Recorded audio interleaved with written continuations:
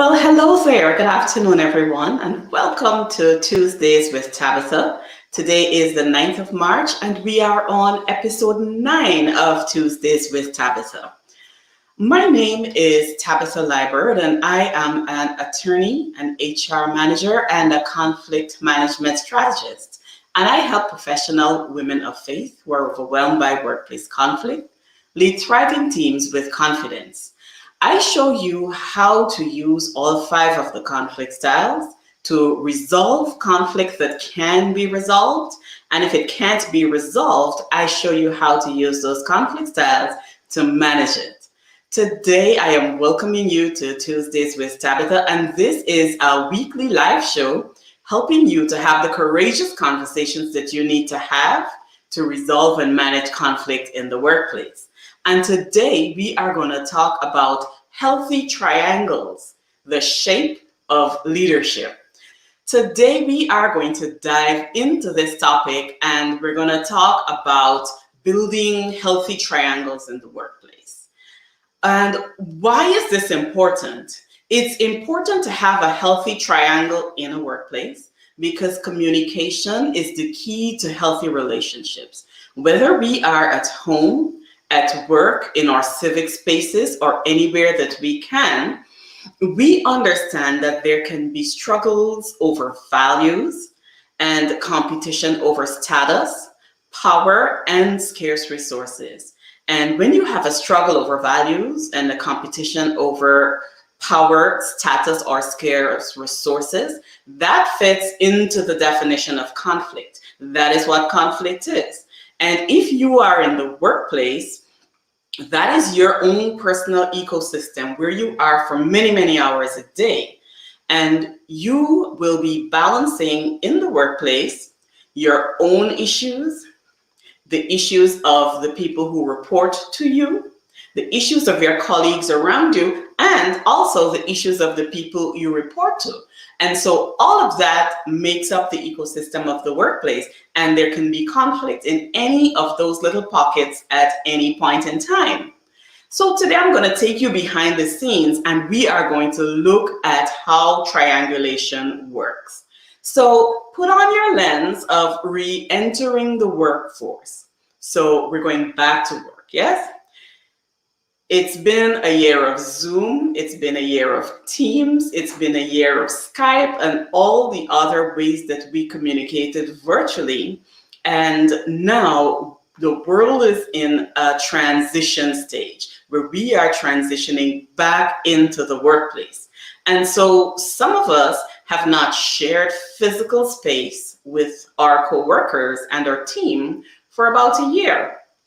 So let us imagine ourselves now preparing to return to work with people that you haven't been in contact with for a long time. So you were not used to observing and having visual cues as a part of your communication with your team.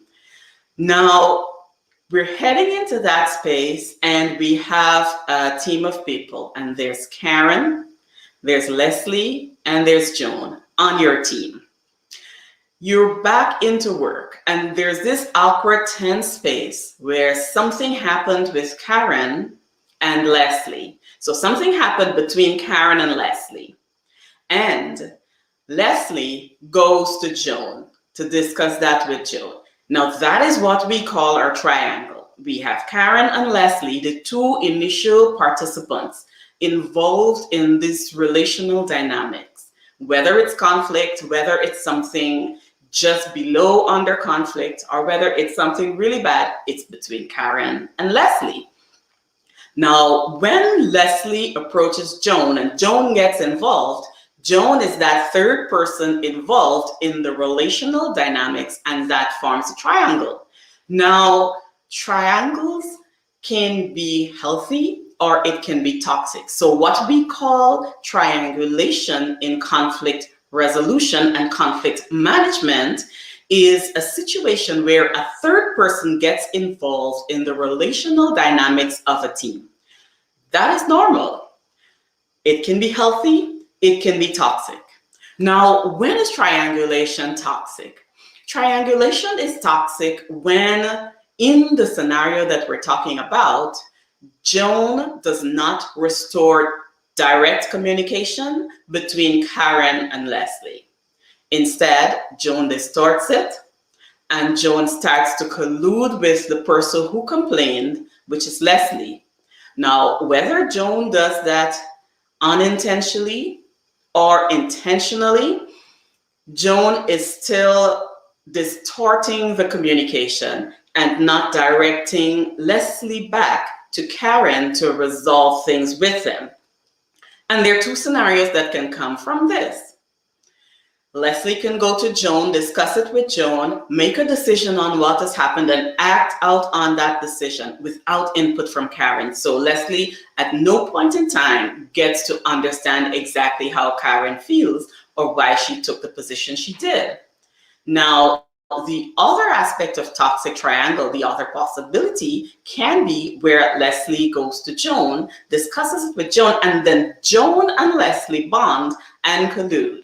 And Karen then feels the effects of being left out of the decision making and being out of fellowship with them. So today, what I want to suggest to you is that if you are ever the person who someone approaches, because as a manager, you can very well be that person. As a team member, as a caring person, you can always be that person that people approach asking for help in resolving conflict. Now, you get to decide whether your participation in that triangle is healthy or toxic. When you are the go-between between two persons, ensure that you use your influence or power to address a challenge. Now, if you are going to try to address it on someone's behalf, you're making it a little difficult for them to sort it out themselves, for them to be involved in actual conflict resolution. And this is how we learn. So in a scenario like that, what should Joan do? Joan should listen to Leslie, ask her some questions, help her to understand what happens, diffuse the situation, make sure that Leslie is adopting a more neutral approach, and Joan also could take a neutral approach to this. Having done all of that, Joan directs Leslie back to Karen to have a discussion about it and to resolve this themselves. Now, what will it look like if triangulation is not toxic? That's where we want to get today, because it doesn't have to be toxic. And I'm going to tell you how to manage it and how to maintain healthy triangulation in your work environment. So if a third person is going to be involved in conflict, that person usually takes a mediation stance. And what that is a neutral position. That is the way to have a healthy triangle. The person takes a neutral position between the parties who are in conflict. And then that person has conversations, and I'm happy to talk anyone who is in that position through the conversations that you can have to keep that triangle healthy. And from that mediation stance at the top of the triangle, that person, Joan in our example, is going to help Karen and Leslie resolve that conflict. So how can you have healthy triangles on your team? What is the solution to have a healthy triangle on your team? Healthy triangulation involves taking ownership at every level of conflict and at every stage of conflict. And there is a quote that I am not sure of the name of the source. When I found it, it says quote unknown, but I love it because it says, we are always 100% responsible for our 50% of any relationship. So if you are leaning into a conflict, if you're leaning into any situation with a disagreement, understand and remember that you are 100% responsible for your 50% of that relationship. Here's how you can have healthy triangulations on your team. Step one, introduce and support a no gossip policy within your environment. Now, when you're doing this, you're going to have to work around what the definition of gossip looks like, because we want to keep open channels of communication, and we want workers to be empowered to report up and also to share their grievances. So I can help you if you need to define what gossip is and separate it from the other healthy channels of reporting. But the first tip that I have for you today is to introduce a no gossip policy, a zero tolerance policy for gossip to keep healthy triangles. The second solution to having a healthy triangle on your team and healthy triangulation on your team is to encourage cooperative conflict resolution.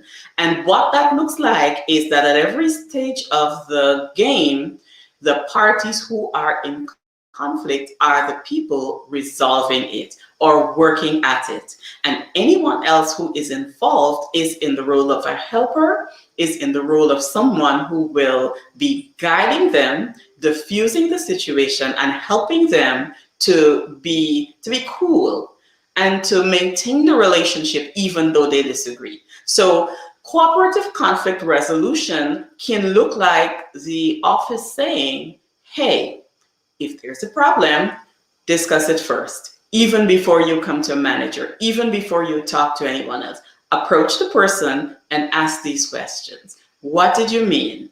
Did you mean to say this? Because what I heard is this. Is that what you wanted to convey? That's a healthy start to having a healthy cooperative conflict resolution system built into your environment. And the third solution to having a healthy triangulation in your team is to empower your team.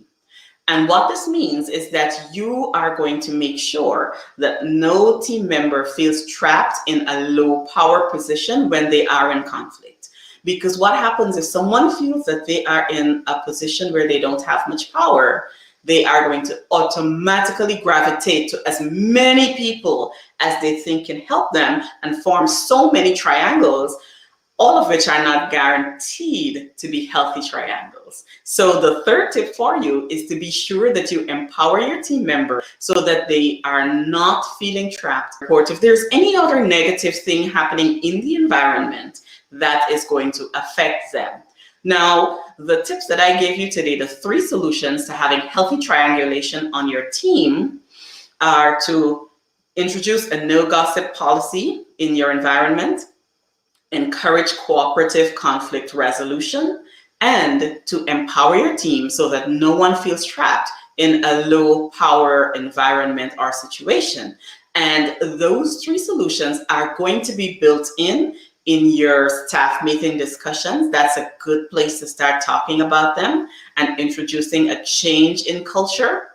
You can also speak to leadership and ask your leadership to initiate the change in culture in the environment and talk about what that will look like and how you can progress through to supporting healthy triangulation on your team. And the third way to do that is by having an employee manual and writing those solutions into that employee manual. I hope you enjoyed today's Tuesdays with Tabitha, our live show. If you would like to have any more tips on how you can support your team through conflict resolution, through easing back into working in person, and moving forward, recovering after COVID and moving forward as a team, feel free to reach out. You can send me a DM. You can join my Facebook group, Your Resolution Room. That is a private community of resolvers where we talk about conflict and we talk about other things and we just have a bunch of fun. So feel free to join Your Resolution Room or to send me an email and ask me for a download of a free conflict resolution book that I have on my page, marshallduke.com. So all of those are ways that you can interact with me. All of those are ways that you can get some free tips and we can talk more about conflict resolution and I can help you. I can help you resolve conflict that can be resolved and manage conflict that can't be resolved. I hope you enjoyed Tuesdays with Tabitha today. Let's stay connected and I'll be in touch. Have a wonderful evening. Bye now.